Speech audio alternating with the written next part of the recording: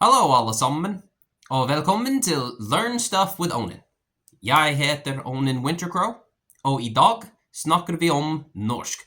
That's right, today we are going to be talking about why you should learn Norwegian. I am Onen Wintercrow, and I am glad that we are talking about this today. Out of all of the languages that I have studied, Norwegian is probably one of my favorite. Honestly, because it's so easy, and that's what we're going to get into. The reason that Norwegian is a great first language to learn is because it is very, very, very similar to English. As far as the structure goes, the structure is almost the exact same structure as an English sentence would be. Obviously, as with any language, there's a couple of exceptions, here and there. But for the most part, however you would say it in English is pretty much how you would say it in Norwegian. So yeah, there's that. The other thing about Norwegian that makes it a great first language is its lack of cases. So with most languages, pretty much all of the Slavic ones, and we're also, we're talking about German and Icelandic as well, along with Spanish. Just about every other language uses cases. Very simplistically put, cases are when words change depending on how they're acting in a sentence. And I'm going to do a whole other video on cases and what those are and what those mean. But for right now, for the purposes of this video, Norwegian doesn't have any. Well, that's not 100% true. They do have cases when it comes to pronouns, but their cases and pronouns are pretty much the exact same as ours is in English. An example is I and me. So that's a case. So I love her, but she loves me.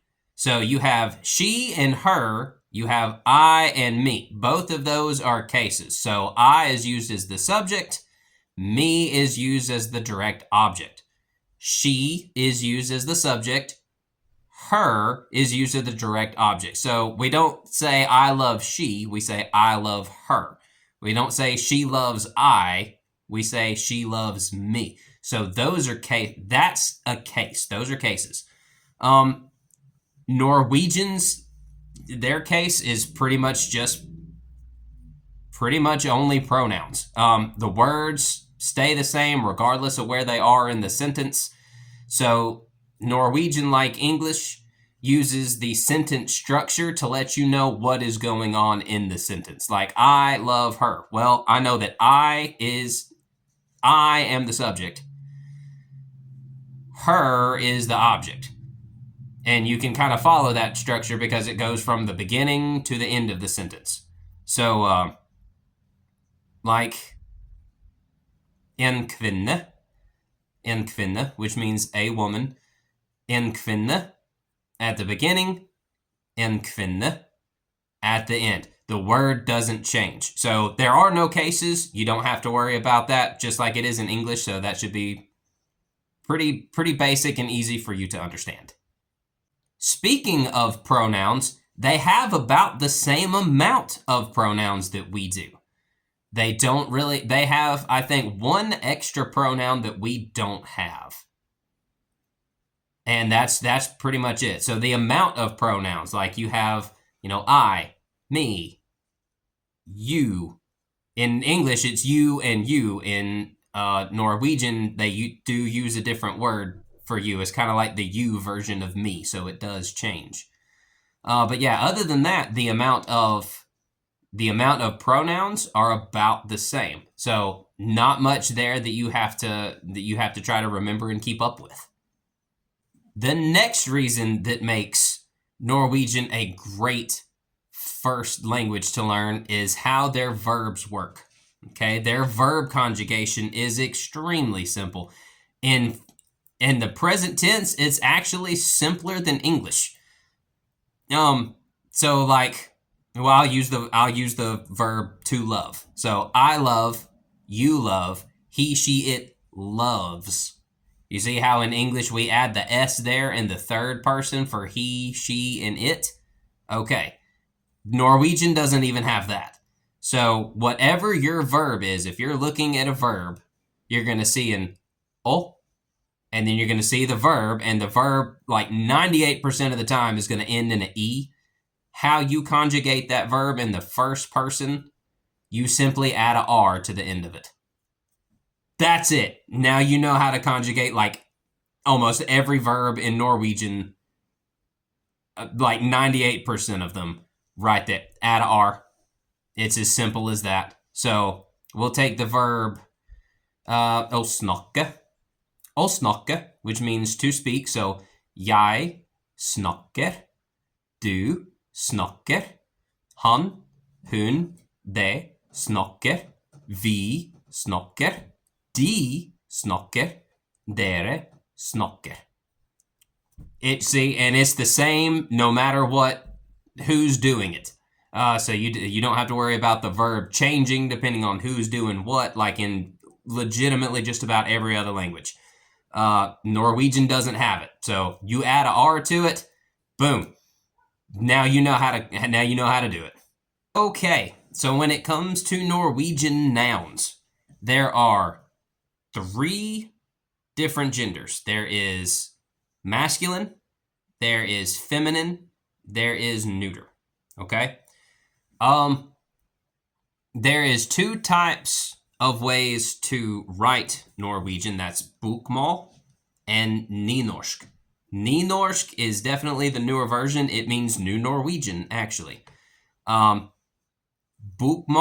is definitely more common, just throughout all of Norway.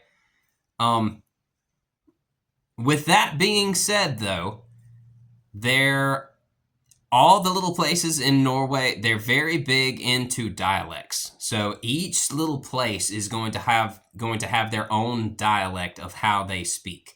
And some of those dialects can differ drastically from each other.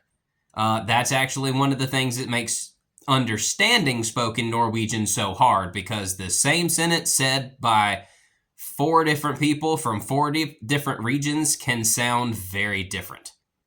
So something to keep in mind. While Norwegian is a really easy language to learn, not necessarily the easiest language to understand when it's being spoken to you.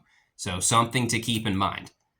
With that being said, though, there is a more simplistic way to do this. So while you have 3 genders, it is very common, instead of having masculine, feminine, and neuter, it is very common to have a common noun and then a neuter noun. So essentially what they do is they take 3 genders into only 2 genders.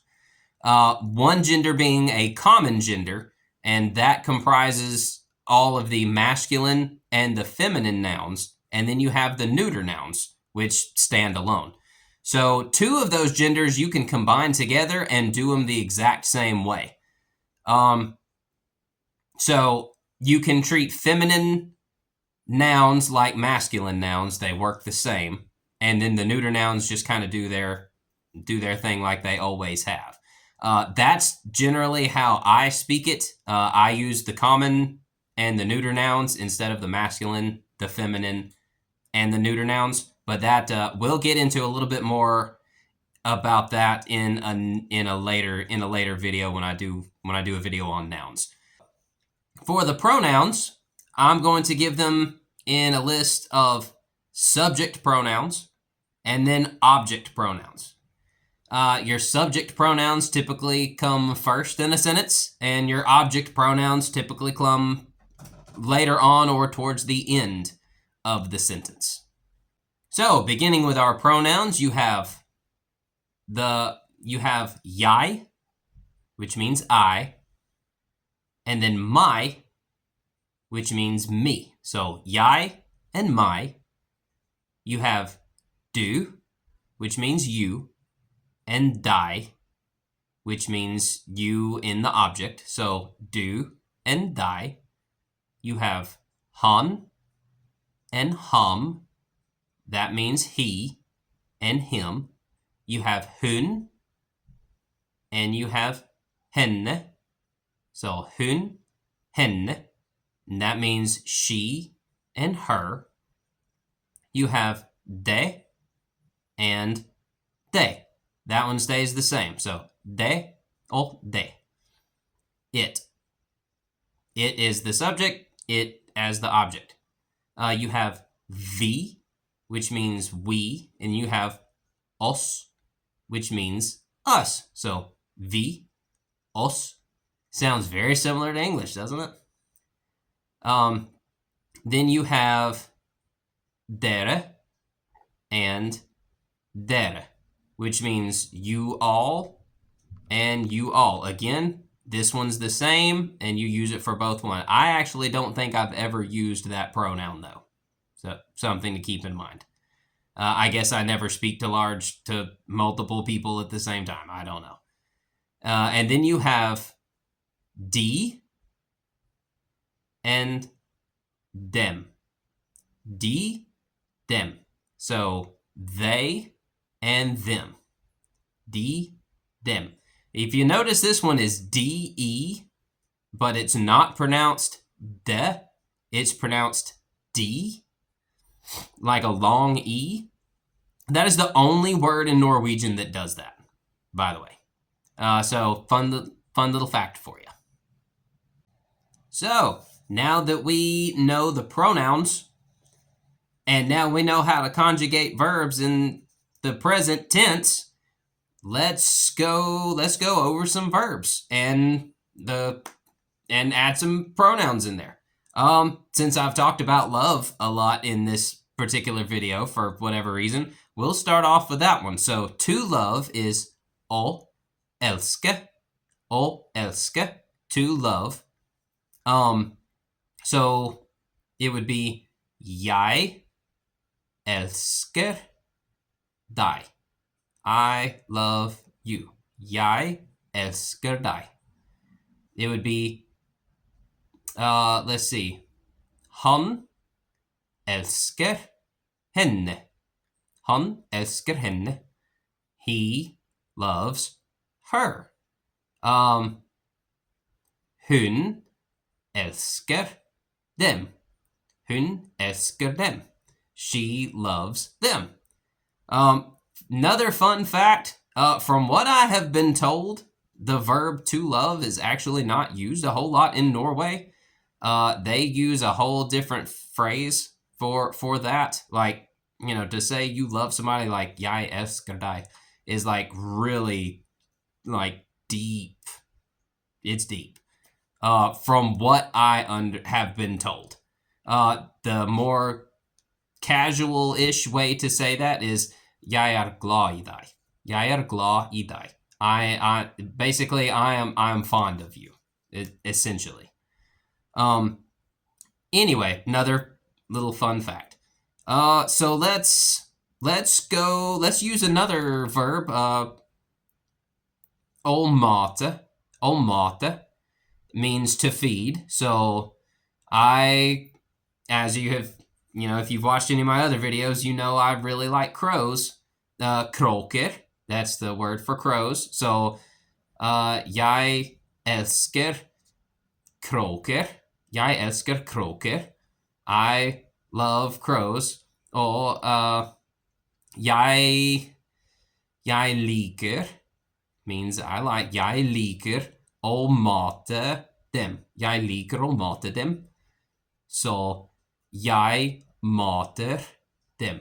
Jeg mater dem. So I threw another little verb out there that's useful to know. Like. Jeg liker dem. I like them. Jeg liker dem. Jeg liker å mate dem. I like to feed them. Well, we just learned the word for crow. It's kråker. So let's add that to it. Jeg liker å mate kråker. Jeg liker å mate kråker. I like to feed crows. There you go. See, it's really, there's so little to understand as far as like the grammar in comparison to all the other languages that I have studied. You can really get a good grasp at this one. And that, friends, is our first introduction into Norwegian. I hope you liked this video. If you found it enjoyable and useful, hit the like button. If you have any questions, statements, accolades, put them in the comments. I love to talk to people. Write me a comment. Let's chat about it. If you haven't already, please hit the subscribe button. It'd be greatly appreciated. Or do all three. As a side note to, and I'm gonna try to remember to mention this in all my videos, there are two places that I like to go to help me, because I am for the most part self-taught. And then when I find people from these places, I talk to them and they're like, oh wow, well how long did you live there? Did you stay there a couple of years, or so I like to be an inspiration that you can self-teach yourself languages, and it can work, and you can sound pretty close. I have never had anyone from a country say that I sounded native, but I have had a lot of people ask me how long I'd lived there. Some of my Swedish friends asked me how many years did I live in Norway, before they knew I had never been to Norway. When I have spoken Hebrew with people, they ask me how long I was stationed, in Israel. They say, well, you don't sound like a native, but you do sound like somebody that has lived there for several years. So it is possible to accomplish this on your own, and that's what I'd like to be an inspiration of. And to do that, there are two websites that I like to go to that really help. As far as pronunciation, I like to go to a website called forvo.com. You can type in the word. It has just about every language you can think of. You can type in the word. It has native speakers that you hit the little play button on the word. You type in the word in your language, not in English, but whatever language it is you're looking for, like a kroke. I would go to forvo.com, type in kroke, and it would pull up somebody saying that word. So forvo.com is really good for pronunciation. Glossby.com is a great online dictionary, and I use it all the time in a lot of different languages. So those are two places that I use quite often. I recommend that you use them as well. I hope that you have enjoyed this video, and I will see you guys next lesson.